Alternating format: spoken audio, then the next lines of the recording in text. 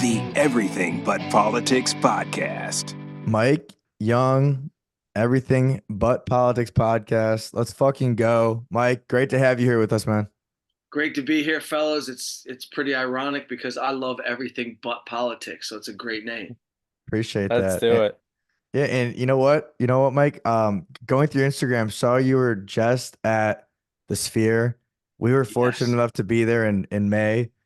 Probably, I mean, Yeah. you go to something like that and nothing else could ever compare again.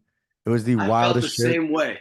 Yeah, dude, it was fucking insane. What were your thoughts on that? I know you were posted up with John Mayer too. How was that experience? Yeah, so I opened for Saget for 10 years. So we Yeah. became friends with Mayer. I mean, he was friends with Mayer already. I became friends with John through Bob. But the Sphere blew my mind, man. I did not know it was going to be like that level of visual. The only downside is it made you go, I don't even care if Mayer's here or not. You know what I mean? No doubt. This visual experience is so crazy, the band doesn't matter. Yeah, And totally. Did you go all 3 nights or just one night? Just one night. And I like the Dead. You know what I mean? I Me dig too. Dead music. I'm a fan, and Mayer's amazing. He's just he's a sick artist. So he was just in the pocket. But that visual experience at the Sphere, bro, it blew my mind. Did you know what you were getting yourself into? You kind of just walked No, in and it was totally overwhelming. overwhelming. I mean, people were like, everybody you see is like, yo, bro, you should take a little bit of mushroom. Yo, bro, you should do this. I'm like, as soon as it kicked off, I was like, I didn't need to do anything. Like this was the drug. Yeah, Yeah. I'm not even like the biggest fan of their music. I was definitely a bigger fan after I left, but you could be mute or excuse me, deaf, and it wouldn't matter. I mean, just being in there was totally the craziest fucking thing I've ever seen. I mean, I hate to say it, but yeah, it could have been literally any band. You throw a dancing bear coming across the stage, you know what I mean? In 1973, Fillmore West, San Francisco, it doesn't matter who's playing. It could have been the Totally. Wiggles. So Mike, Yeah. similar to you, we are also some Midwest kids. We're from, like Evan said, Munster, Indiana. So up near, you're from Detroit. So whenever you go to Chicago, we're about 20 minutes west of Gary, right on the Indiana-Illinois Oh border. yeah, bro. So I've driven past you for, hockey tournaments. I've driven past you to get to Zanies in Chicago to do New Year's Yeah, Eve Mhm. pre-storm. Yeah, I know where you're from. exactly. I So know. so you moved out to LA when? How old were you? What year was it? What was Bro, that? I was probably 26. I was a late bloomer in comedy. Like most of my friends, most of my crew, like the guys I came up with, like the Kreischer, Sebastian, Bobby Lee, that Brett Ernst, Butch Bradley, Tony Rock. That was like my crew.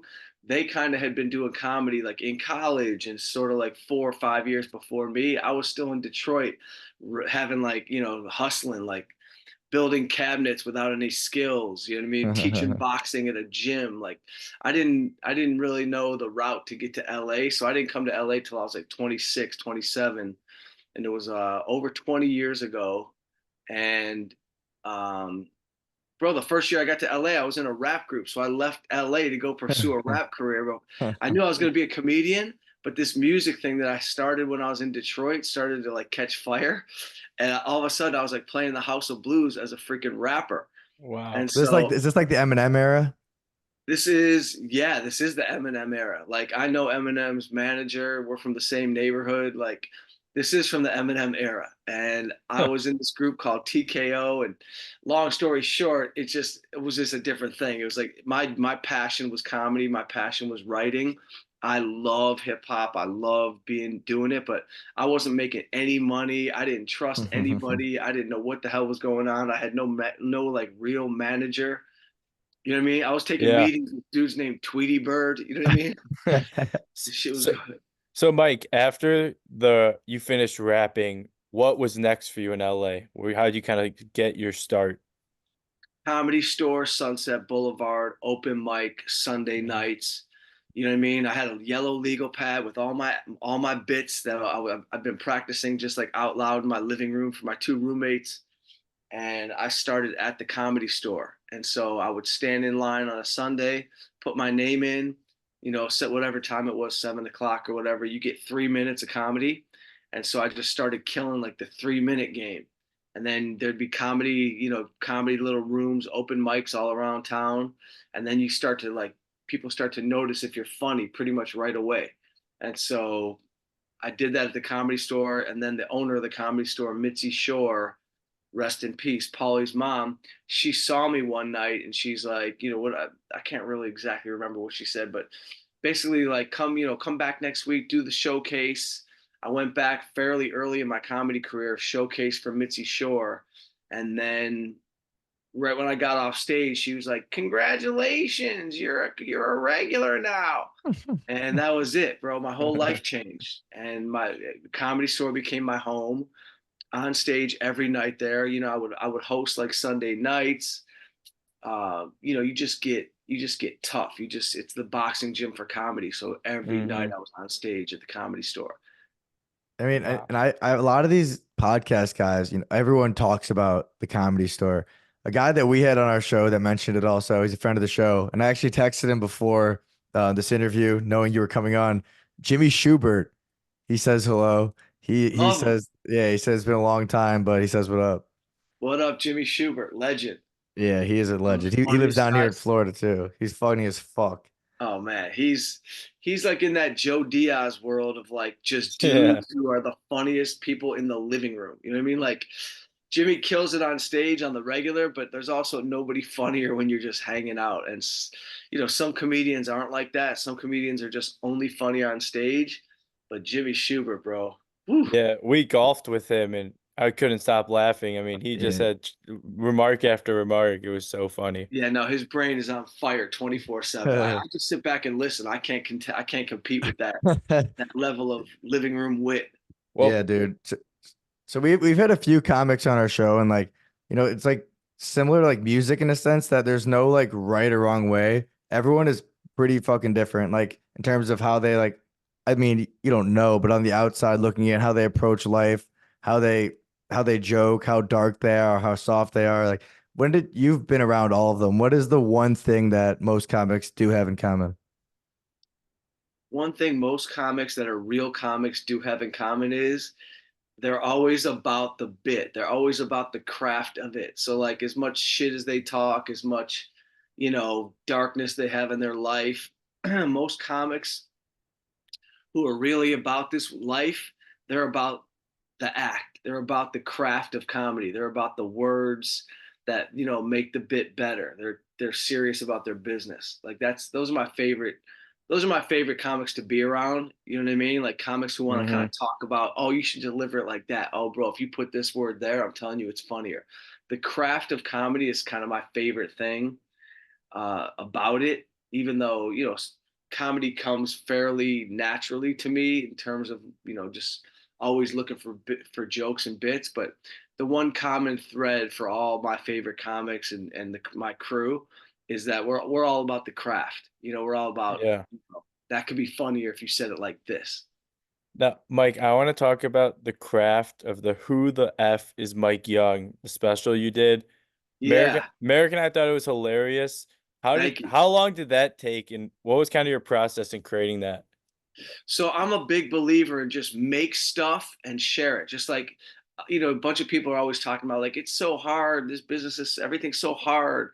And it's like, yes, it is hard in a certain respect, but it ain't hard to go write something funny, shoot it on your camera, shoot it with your friends. It's not hard. So I always was a big fan of like making things. And so I kind of, for like $500, I made this little thing called Single Mike, which was just like sort of like basically me living in an apartment complex, single, having a wild Hollywood run and all these crazy characters around me. Excuse me. I sent that around and everybody really dug it. Like they were like, yo, you got to make something. So then I showed it to some money guys and they were like, dude, I'll put up 100,000, go shoot like a real thing. And so I went and got Kevin Connolly from Entourage, who's a good friend of mine, to direct it. He loved the script that I wrote. We literally just went and we casted it. And so the whole concept was I was going to weave stand-up comedy into a narrative device, like into a sitcom basically. And you were going to see how I was living in the sitcom, and then I would be on stage, my act, I would weave my act in seamlessly and organically. And so I recorded a few sets at the Beacon Theater. I was opening for Sebastian at the Beacon for like 9 shows in New York in front of like 5,000 people. Recorded my sets. I knew I had I had a great set that looked beautiful. So then I went and I wrote a script about, that kind of like would follow the storyline of my act. Yeah. And me and Connolly went, we casted it. We got Chelsea Kane, who's a big name. We got, Stamos pops in at the end. Yeah. And I just kind of casted this great fun cast. And yeah, we shot Who the F is Mike Young. And I called it Who the F is Mike Young because my name comes up on all these podcasts, all over the place, but I'm never on the podcast. So like I got a whole thing where it's like Joey Diaz, Bert Kreischer, Bobby Lee, Santino, Theo. These dudes are all talking about me on their podcast. It's like, yo, bro, put me on your podcast. Yeah, Like, right. let's Yeah. go. But they're my friends, so I know like if I want to really be on their podcast, I will. But like, it was more about people DMing me and hitting me up, going, "Are you the Mike Young that Theo's talking about? Are you the Mike like?" And then it kind of became like, "Who the F is Mike Young?" So I was like, "This is a good concept for the podcast because a bunch of people know me, but way more people don't know me." Well, what I thought was unique is that, it was like a show too. It was very clever that there was the stand up going on and then they cut to like scenes that, like you said, to kind of explain your stand up, like give you like a real life example. I've never seen anything like that. Thank you. Did you draw inspiration from somewhere, or was that from your brain? No, that was from my brain, man. I didn't really draw inspiration for that concept. I always had the idea that, like, for me, comedy comes from life. It always comes from my life, mixed with the idea that people love the behind the scenes of everything. Like, how do you come up with stuff? So I was like, what if I could just show what my life is like, and then boom, that's where a bit would come from, and then boom, I'm on stage doing that bit. So like when I'm in the mirror talking about my criminal friends and whatnot, like my shady friends and like Hmm. the kind of like the shady background that I've kind of seen in my life from Detroit. Then it cuts to that scene where I'm in the alley with a red shirt in a blue gang Yeah, neighborhood. that's hilarious. Yeah, yeah, totally. That Thanks, makes. man. And Yeah. then, but you know what was so cool and like it's a forever a moment in time is the Bob Saget cameo. I mean, getting him in there, that's gonna live like literally forever. Well, how did you Oh and yeah. Bob become friendly? So I was an uncredited writer for the show Entourage for like the first 2 seasons, and Doug Allen, the creator, is a great was a is a good friend of mine still. And so Doug created the show, gave me an office. I was in a deal at ABC for like another sitcom situation, so I wasn't legally allowed to have a different job. But Doug wanted like my writing and like my comedy, like my vibe, whatever. And so they gave me an office at Entourage. And so I basically was like kind of like punching up jokes and being in the writer's room and just vibing out there for 2 seasons. And so one of the writers there was already friends with Bob. And so, I'd been on the road with Joe Rogan. I'd been on the road with Diaz and Ari. And, I've been on the road for years. And so one of the guys was like, yo, you got to meet Bob Saget. They're like, you got to meet Bob. And so, ironically, I was playing the Tempe Improv. Bob was coming in like the next week, or no, that same week. We crossed travel, and so I came to the Tempe Improv just to go introduce myself to him. He was so cool, and it was just like basically as simple as Bob going, you know what, you'll open for me one time, and we'll see how it goes. Yeah, Cut to 12 years later, bro. I was Bob's opener. that's great. Yeah, And that's he's so special. funny. Let me ask you this: Is in real life is Bob Saget more similar to Full House Bob Saget or Entourage Bob Saget? In real life, he was a perfect combination, man. He was dirty and witty as shit and funny and edgy and real. Bob was a gangster, bro. He's a Bob legend. Yeah. was Bob Saget was like he had both sides of the brain working perfectly. He was as real as it gets and as silly as it gets. So he had probably the value system of Full House in terms of like loving his family and just hugging you out and always saying I love you. And then he was dirty as shit because that's just where his brain went. I know 12 years is a lot to be on the road with someone. Do you Oh have a yeah. favorite memory? Oh man, people have asked me this, but I have had, I had freaking 500 memories with Yeah, Bob, I'm sure. and so many of them. We've been through everything. You know what I mean? Like I had a blood clot in my leg from 8 hours on an airplane, and it almost went to my lung. I got off stage and I had like this pain in my back, and Bob thought he could save my life because he thought it was just a back cramp. So he had me on the ground and he like put his knuckle into my back and the clot started shooting higher up into my lung. Ugh. So basically, he Ugh. almost killed me one night in Miami. But luckily, I got to the hospital and I was fine. But I mean, we've had drivers that got lost and like Bob took over and drove. You know what I mean? Like he's like, get out of the car, I'm driving. Like Bob would take over for a driver. You know, one of the drivers we came to, picked us up at an airport and like they were already getting their car towed. And Bob, I'd never seen Bob run in my life. He started running after the tow truck and like knocked on the door like while the guy was driving. He's like, I'm Bob Saget. I'm Bob Saget. Please stop. And like got the car back. Like you never get a car off a tow. Never. That's legendary. That is He legendary. pulled that shit and like I think a sheriff was there. Yeah, Bob got it. I mean, we had so many good times, man. So many good times. Like beyond. You know what I mean? Like Yeah, it's I could get amazing. crazy, but I can't get too crazy. I can't. I've had all the best times because Bob was always married. You know what I mean? Like there was like a little short window of Bob being single. There was a little single Bob before he met his wife, and we just had a blast. Trips That's to awesome. Bob would do. We did a trip to Vegas like on a whim. Like we're just like at one time we were just like sitting in a restaurant with these two fine girls, and Bob was like, "You want Uh-huh. to go to Vegas?" And next thing you know, Bob was like a tech wizard on his phone, and he just gets on his phone. He's like, "Doot, doot, doot, doot, doot, doot, doot, doot." Next thing you know, we all got first class tickets to Vegas, and we drove 3 days for like the Yeah. most fun Vegas trip ever. That's so good. Well, Mike, you know what? You tell these fun stories about, being on the road, these experiences, but what are some moments that, behind the scenes that like being on the road so much, it's tough. Like it takes a toll on you. Yo, bro, I've been beat up on the road. I've been kidnapped on the road. I've had the I've had the craziest road stories of almost. I mean, you talk to comedians and you do find out that there's been some dark moments on the road. But like I was doing a show in West Palm and like, comedians, you see what happened with Will Smith and Chris Rock. There's no Yeah. security for Yeah. comedians. And I came off stage at West Palm Beach and like this fine girl was talking to me.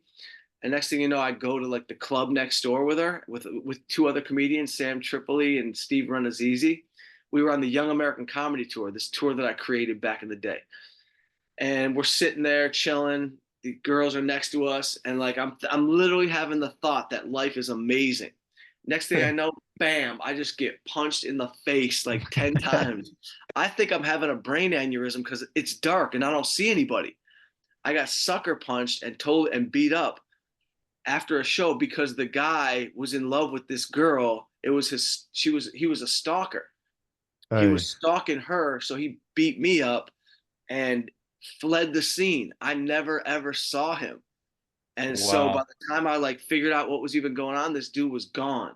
And long story short, I basically made some phone calls in West Palm Beach and we got the guy, I got him arrested, blah, blah, blah.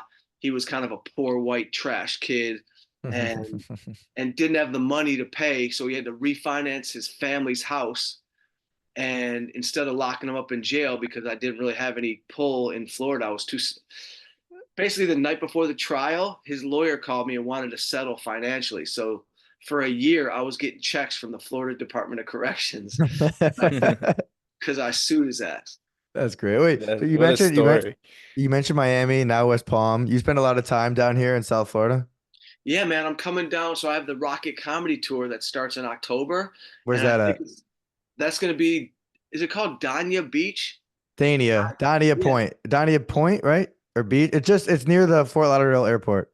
yeah. So there's like a Miami Improv right there. Oh, So in I'll be at that October? improv with the Rocket Comedy Tour in October. Like I think it's the 20th or something like that, or October 25th that weekend. Um, but bro, I love coming down there for comedy. I mean, I've had the most fun, Yeah, there's a so lot of much good fun, bro. I spots. think I slept with a princess in Miami one time. I Where was did on the road with Legendary. I was on the road with Brian Callen years ago, and he like always like knew people in Miami, and like this girl showed up, and she was like the heir to like some throne of another weird country. Next thing I know, I was like dating her for like 4 months. I'm a big fan of Miami. it's a wild place, especially in like post COVID too. Like everyone's there. You got to know Spanish though. It's tough if you don't know Spanish. I know. I'm gonna brush up on it. I did take Spanish and got an A, but that was only because I sold my teacher weed. Is that legit? Legit. That's Yeah, I hilarious. can't speak Spanish for nothing, and I got an A in Spanish, in college Spanish, Where'd you go to school? Arizona, U of A? U of A. I went to U of A also. What's up, Wildcat? Yeah, there No you go. shit. Yeah, Yeah, Arizona. I bro. I went to graduated two U years of A. ago. Yeah, I was an A Pi over there. Graduated 2 years ago. I got Wild. thrown out of ZBT. Congratulations, you were Thrown out. That's so funny. U of A. What brought you out to Tucson from Detroit? bro. I didn't get into Michigan. I didn't get into Michigan State. I had a cousin that went to Arizona, and I was like, I don't even know what this is, right? So I took a trip for an orientation just to see what it was. And after that orientation, I had the best 3 days ever. And I was like, yo, I'm going. If I get into this school, I am going. And I went and had the best time ever. Same, bro. It was a great 4 years. It Yeah. goes by so fast too. So, like I mean, you could attest to that. So you went to Tucson, moved back to Detroit, and then moved back out west 4 years later. Yeah. Yeah. Tucson, moved with my girlfriend at the time to Chicago because a sucker, that's what he does. And I just moved for a girl to where her family was from. So I went to Chicago for like a year, almost 2 years, and studied at Second City a little bit, just like kind of was dreaming about the comedy, writing comedy, but wasn't really doing stand up there. And then we broke up. I moved to Detroit, got back in like my rap stuff, but still dreaming about comedy. One day I'll do comedy. And then finally, after like a year and another year and a half, whatever, in Detroit, I moved to LA, and that was it. Once I got to the Comedy Store, people talk about it, but it was like a spiritual moment. You know what I mean? Like we're Mm. just this like warmth came over me, and I was just like, that's it. I'm in comedy for life. Well, at that time, when you're 26 and you're going, say, fuck it, I'm moving out west. What's the reaction from the family? Bro, believe it or not, my family didn't care. They were just good with whatever I had like I did a joke about it because I was like, everybody always brags about like, nobody believed in me. Nobody believed in me. I'm like, do you know what's harder than that? When people believe in you. Like when people are like, go, you could do it. That's pressure. So my Absolutely. parents, my parents were just awesome. My dad passed away, but he was always like, go do what you want. Do it, go do what you feel like doing. My parents were never ever trying to push me in a certain direction. It was really crazy looking back because me and my brother were just like raised by wolves. Like Raised they by just let wolves. us they were amazing parents, and we were always like good kids for we were bad kids for a while, but we turned out good. But like my parents were not the parents that were like, you're gonna do this, you're gonna get a job, you're gonna be a lawyer, no, they were like, do what you love. And I always loved entertainment. So That's awesome. Yeah, I Nice. love that. Speaking of entertainment, let's talk a little bit about Los Angeles. How has it changed? How's the single life in LA? We haven't been to LA in years. It's been so oh long. bro, I'm here right now in a random rock and roll hotel. Last night I was having dinner with Darius Rucker of Hootie and the Oh, Blowfish. awesome. Mm. Yeah, I mean LA's awesome for a good chunk of time. I'm not like a big fan of LA to live here anymore. I Mm. don't need to live here anymore full time. It's all the filmmakers are here. I make movies too, so like all the Yep. writing is here, the directing is here, the crews are here. So it's changed after COVID in terms of obviously the homelessness jumped off. Yeah, dude. It got a little scarier, but LA is still dope for like good short periods of time for me.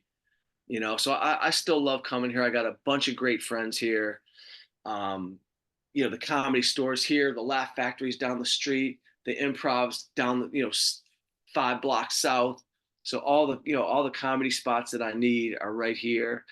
And that's my fraternity, you know what I mean? The comedians Oh and the, yeah. the creatives. So You know, I've never felt comfortable. That's why I got thrown out of a frat in Arizona.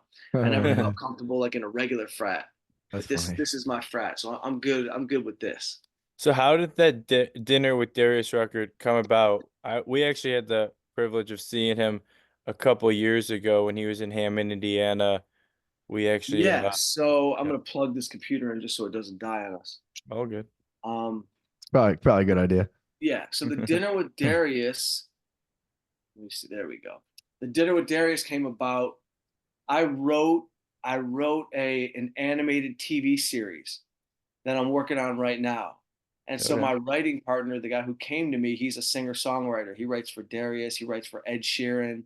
Mm. He's like a he's a big time songwriter guy. He used to open for Taylor Swift, Joel Kraus. And so we created this TV show. So we're in the middle of doing this sizzle. He gave the script to Darius. Darius was like, "Yo, I love this. This is hilarious. Can I be a voice in it?" And so Darius is one of the characters now, and Nice. That's cool. so is Ed.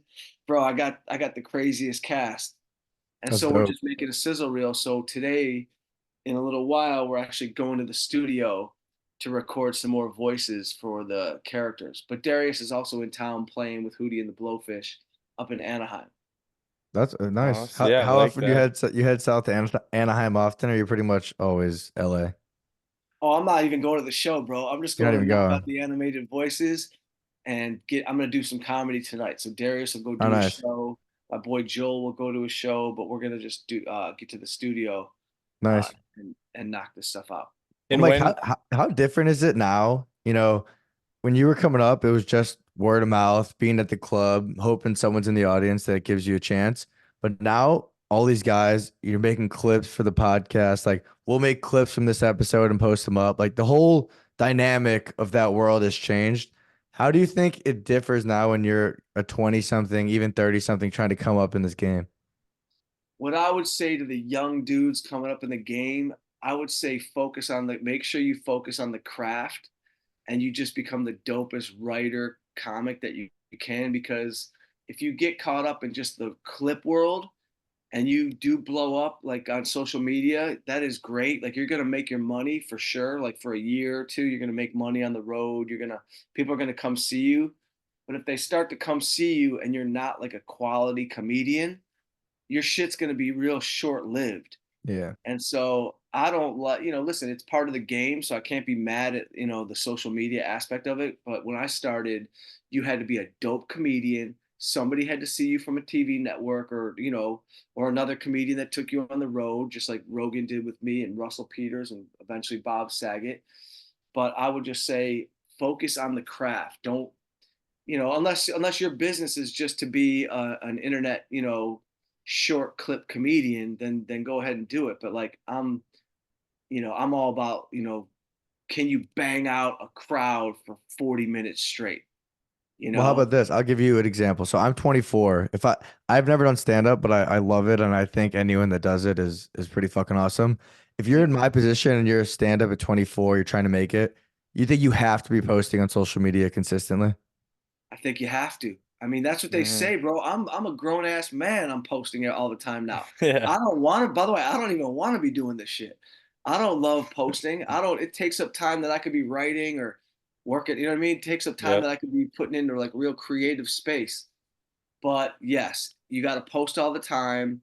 You got to make sure your point of view is clear.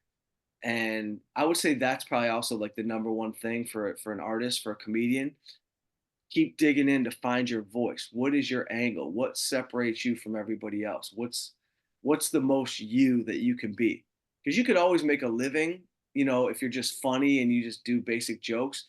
But for me, that always would get depressing if I wasn't able to just, be the most me that like if I was going on stage and just kind of like going through the motions and not feeling anything and just kind of telling knock knock joke shit just to get over, I would have a hard time just surviving. Like I don't know, Hmm. I don't know.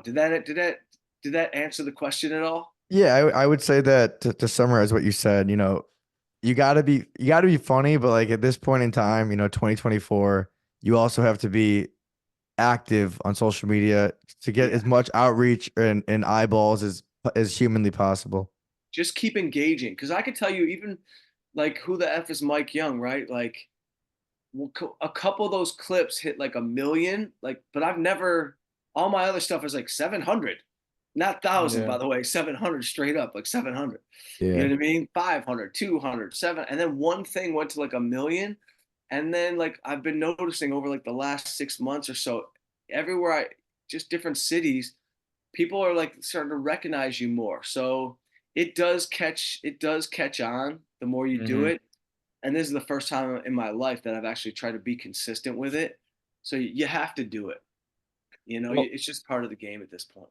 well, and aside from the animated project you're doing now, can you talk to us a little bit about the Stealing Jokes project you're doing? Yeah, so I wrote and directed this movie called Stealing Jokes, starring Michael Rappaport. It's my fourth film. Nice. It's Michael Rappaport, Ha Ha Davis, Sebastian makes a cameo in it. Annie Letterman, Paul Verzi pops up.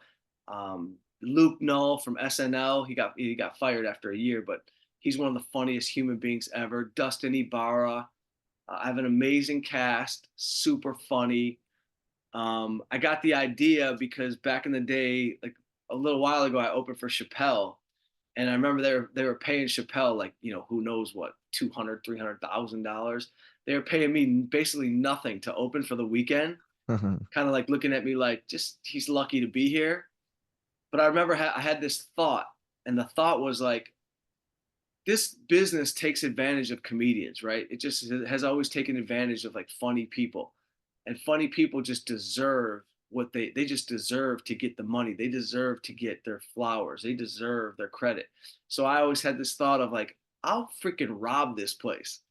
Like, there's got to be 100,000 cash in a safe somewhere. So I just had that little thought, and from that thought, I wrote a script about, it's Ocean's 11 for comedians. And so I wrote a script about four comedians that go on tour.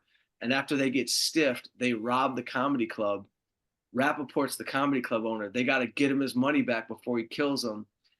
The only way to get him his money back is they got to take down a major show. And so there's like a YouTube star that stole some jokes and he became huge, and they take down his venue. That's funny. So it's basically like a dream of mine to rob some. I'd love to rob somebody, but I never would.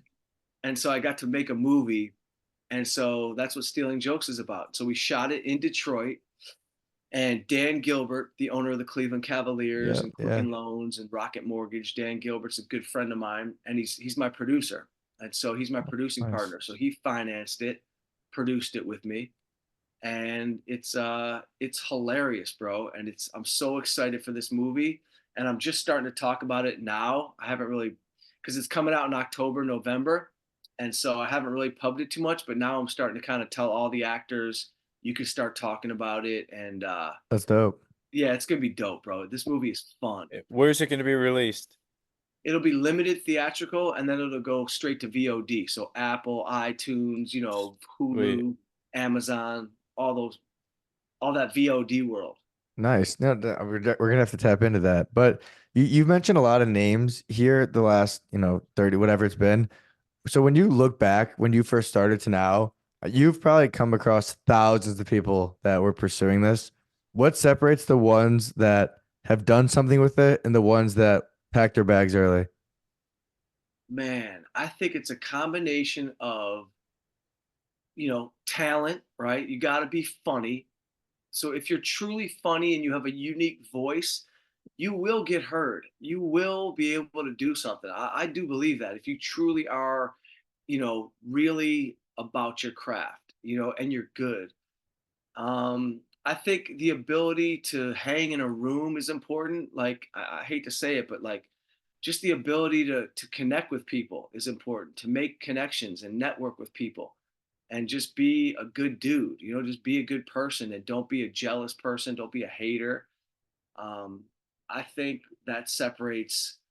That takes you to another level, because doors start to open when you're a good. Networking is part of the game. And people, they shit on networking, they talk bad about networking. But if your first step is to be great, and then your second step is to meet people and be a good person, I think that's the combination that's the winning combination. Now, does that mean that doesn't mean that there's not some assholes, excuse my language, that have made it, but for me, it's always been about be great, try to be great at my job, and then everybody I meet, try to like, let's network. Let's see, I do this, what do you do? I can write this, you can direct it. So just I think networking is a big part of this business. And I've come across I've been very fortunate, man. I've been super fortunate. I don't have a real answer for how I was able to just like be in all these rooms and have Mm-hmm. friends that were, already kind of famous. And I don't know. I think it's my dad. I had a cool dad. You know what I That's mean? what it's all about. It just goes all the way back to my cool dad. I just had a cool dad who like even though we're from Detroit and we're from a small town, Mm-hmm. my dad like kind of like knew pro athletes and was like a cool person who could hang out with all these badass like pro baseball players and pro football players were his friends. So I kind of saw as a kid how to maneuver in those rooms. Nice. We So were a cool dad too. Yeah. you have a cool dad, right? Hell yeah. Yeah. Yeah, I Hell mean yeah. isn't it dope to have a cool dad? And like it kind of puts you like 40% up above everybody else when you're moving in the world. Totally. Yeah. And I think what you said about networking is so true. You talk about someone who's big into networking that you're actually friends with. I've seen some posts is Jesse Itzler. He's It's huge my into the boy, neck. bro. Yeah. How did you kind of meet him? Bro, Jesse is like one of my best friends. I love Jesse. So when I was in college, my roommate was from Long Island, New York. He was funny. I had a crazy Long Island roommate, and Jesse was a rapper. Yeah. And Yeah, Yeah, yeah. I knew that. and Yeah. so my roommate, we kept in touch over the years after college. And when I moved to LA, he's like, "Yo, bro, you gotta meet my boy Jesse Itzler." He's like, "If you ever see him out there, you're gonna be his best friend." So one day I'm in a restaurant and no joke, I'm in like I'm by myself. He's by himself. And I just walked up to him. I was like, "Hey, bro, this is going to sound crazy, but like Mark Feinsod, my old college roommate, says we should be friends." Bro, we shook hands. We connected. We got each other's number. And I was hanging out with Jesse almost like every day after that. And it's been 25 years. And he's literally one of my best friends. And so I've seen him, I saw him as a rapper, I saw him as an entrepreneur. And nothing that Jesse's doing is surprising to me. Yeah, Like he's just a guy who goes like this. You know what I mean? yeah, Love He's his that. all social positive. absolutely. I mean, that's His, the Evan said, like you said about networking, like, that's the thing about our show. This is gonna be episode 90 something. We've talked to some fucking cool ass dudes that we would have Yeah, never ever met if we didn't start this thing. So like just like talking to you, talking to, and literally anyone, it's like if these platforms, like all the podcasters, all the comedians doing the shows, there is like I guess in a way the cringe aspect of it, but in the broader sense, there's so much like community that's built through it. totally. And always like you always got to keep in mind like there's no rules. Like that's like one of Jesse's things. Exactly. Like Yes. Mhm. Jesse and I, we were like kindred spirits on that. Like I have no rules in my brain in terms of like other than like not breaking the law rules, but like in terms of how to network, how to move, how to meet people. Life is short, bro. I just look at everything like a timeline, right? Like I'm gonna say what I want to say without being an annoying person. I mean, I'm not gonna like, I'm not the guy. I'm not a clown in a room, but never be afraid to go up and talk to somebody. Never be afraid to ask for advice. Never be afraid to get, to go to meet anybody you want to meet. And there's just no rules to it. Like you've probably seen Jesse talk about he would go buy up all the muffins somewhere and go to the Four Seasons and sit in the lobby when there was a conference going on, so he could meet high network people, and and Mhm. and, and they'd be like, the muffins are all out in the coffee shop. Jesse had all the muffins, and he would just be giving out muffins just That's to so meet good. people, Yeah. and it's like you gotta have not only do you have to have like that hunger and that grit and the hustle, but when you look back, that was the fun of it. You're gonna look back and you're gonna go, that was the fun stuff, you Totally. know? Like And Absolutely. when you think about the comedians that didn't make it, you think a lot of them just didn't have that hustle, that drive, and that's what led them out of town. totally, they didn't have the hustle, they didn't have the drive, they didn't like the. By the way, I I don't even judge them. You know what I mean? Like they didn't have the lifestyle might not be for them. You know, like Absolutely. Doug Allen, who created Entourage, he went on to create Entourage, but he was a stand-up comedian Mm. first. He didn't like the lifestyle. He couldn't stay up late. He had a wife and a baby, and he just wasn't about that life. And if you're not about that life, then by the way, I love that sentence because it sounds like I'm a gangster rapper. I'm like, if you ain't about if you ain't about that life, That's but it's hilarious. true. So a lot of people just didn't have they just weren't about it. That's got For to be me, hard, admitting, like, kind of admitting defeat, saying this isn't for me, and then like Doug's obviously an exception, but making it like such a pivot in your life, whether that be leaving LA, yeah, becoming a salesman, whatever. I mean, I'm sure you've seen it all. it would kill me if I didn't give it the ultimate shot because there were times where I was like looking up at I was like, yo, send me home. Like give me a sign to say go home. And every time I said that, I got another deal. Or like I Yeah. went on did some great fun thing. So the sign for me was like, oh, you're in the right business, you're in the right game. I keep getting hired to write movies and direct, thank God, and like go on tour. But for me, it really is all about the work. It's all about the work. So like all people really see is like the end result and like all my fun, cool friends, but they don't see me, hunched over a table typing for 3 hours, getting hopped up on Yeah, espresso. You yeah, know what I mean? totally. Well, and Like you they gotta don't see love what it goes in. too.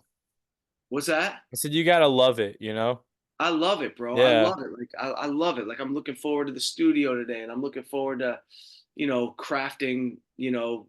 Always developing TV project. I just really do. I enjoy the process of writing when it's in the flow, when I'm flowing with it. Hmm. When I'm struggling with it, I kind of hate it, but I don't hate it like some people hate it. Like so you hear writers sometimes they're like, I hate writing. I actually enjoy writing. I love being in the flow of like characters and story, and I always have like that. Like even in college, I gravitated towards writing, and What's so the that was a best big. way for you to get into like a mojo? Uh, I'm like a wake up 8:30, get my espresso, kind of slow, clean things. You know what I mean? Maybe get a little workout in, get a pump on, set up my desk, right? Get the desk ready, clean, computer's fully charged, ready to go, open on the script that I'm going to work on. And then boom, I just come back to the table and it's just like let's go, Love and that. then Fuck yeah. you run Hmm. out of steam. I'm not one of these guys that can write for 10 hours. You always hear like these, I had a 10 hour, I wrote for 10. I can't write for 10 hours. I can get 2.5, 3 hours of writing in. Then I got to go take a break, and then come back and get like another run between like 8 and 10 at night. Well, But I think it's important, I mean, you've been doing it for a while, but you gotta know your, not your limits, but what you can and can't do. totally. A lot of people probably lie, not only to other people, but to themselves about the work they're putting in, Yes, right? that Yeah. is a huge thing. Lying, don't lie to yourself. Just admit. It's the same thing. It's like if you grew up playing sports, you had to just tell yourself, I'm not going to college on a scholarship. I'm not going to make it to Yeah. the pros. Like I have always been fully self-aware that I was a really good athlete. Like I played 3 sports, but never a moment where I was like, oh, I'm going pro. I'm dedicated. No, I was slow-footed. I was heavy-handed. I was I had super hand-eye coordination, but I was never tricking myself into staying in the game too long. That's so Yeah, good. I feel that. Yeah. So what's next for Mike Young? What do we have planned here in the second half of 2024? So the exciting thing, I'm super excited for Stealing Jokes to come out. So everybody, please watch that. And then I have the Rocket Comedy Tour sponsored by Rocket Mortgage. So we have 25 cities. So we'll be coming to 25 cities in America starting in October also. And that's going to be a comedy tour featuring myself and a mix of all the best, hottest up and coming comedians and some legends are going to pop in. Nice. So I was lucky enough to get a sponsored tour called the Rocket Comedy Tour. And those are two things I'm excited. Obviously, I have multiple projects that I'm developing, but you'll hear about those as they come out. And yeah, man, I'm always just staying in the mix and trying to get people to watch Who the F is Mike Young, and then shoot another special, in the near future. And any Yep. potential Mike Young podcast launch in the near future? Bro, I had my podcast and I just dropped it. I freaking just got busy on my movie and I didn't have the energy. But yes, bro, I am coming with my podcast. I promise I'm coming with the podcast. Yeah, we're gonna need that, Mike. Love it. I appreciate it, man. I really do. Thanks. And Mike, I will definitely be coming to see you in October Yeah, down here. I'm gonna and fly down too and try to make that. yeah, Awesome, definitely. man. Awesome, man, for sure. And we're gonna be, where are you? You said you're in Indiana? Yeah, Munster. Yeah, I'm at Boca. Yeah. I'm definitely coming by Boca. I can't promise Munster. No, But maybe we'll you be in get a Chicago. I do know show that. it. Maybe at Yeah. the Hard Rock in Gary.